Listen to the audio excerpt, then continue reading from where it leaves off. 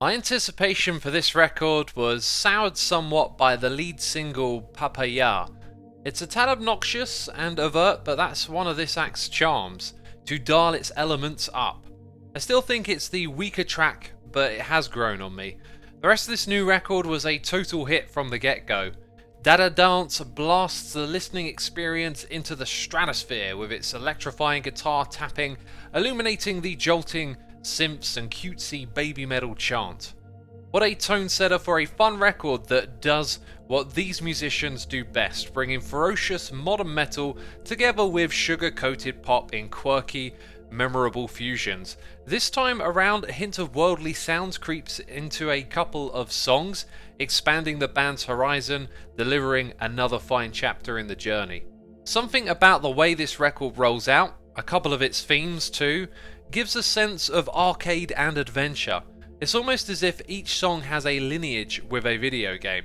Each one I could envision a music video related to the arcade, perhaps the "don't give up, game over or continue" lyric sunk in a little too deep. Every track arrives with a different spice. Only Kaggaroo sounds like a leftover cut from Metal Resistance. Shine also echoes of The One, but mostly it's a new and bold territory for the band while retaining their distinctive musical identity and high-octane production. Japanese exclusive tracks BBAB and BXMXC are wonderfully obnoxious in their polar opposite ways. The first has its glossy pop metal charm and the latter an exercise in sheer rhythmic grooving on overdrive. Shanty and Omagini stand out with exotic cultural sounds, the latter dipping its toes into pirate metal with bagpipes and rugged sailor chanting. There is a noticeable growing presence of the backing musicians joining in vocally. Kitsune of Metal God gets an entire track of demonic chants for its descending, eerie and tribal atmosphere on In the Name Of. It's jam-packed with variety and amazing hooks to get stuck in your mind. More voices may enter the fold, but again it's Suzuki Nakamoto whose voice soaks in the limelight, elevating every moment she is present. I particularly love the songs where she gets to sing in a poppier context.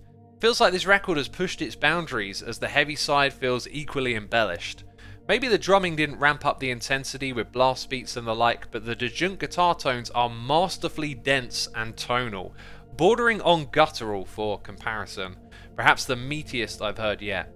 Much like their other two records, there are gems and numbers that don't stick as much but makes up the sum of its parts. This time around the variety carries it and plays solidly with an arsenal of new songs. It's been a pleasure to indulge with and a reminder of why this band is so exciting.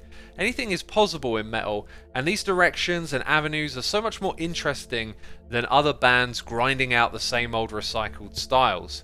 BABYMETAL's freshness is a real strength. It's hard to say if they have reached a peak, but each record gives me that feeling that they could reach higher peaks.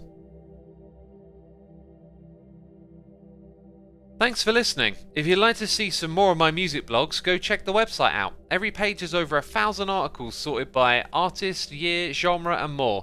Just hit Ctrl F and have a search for something that interests you. You can find a link to the blog in the description box down below, where you'll also find links to my other YouTube channels. Check them out if you are curious. Thanks again for watching, and be sure to subscribe to catch the next upload.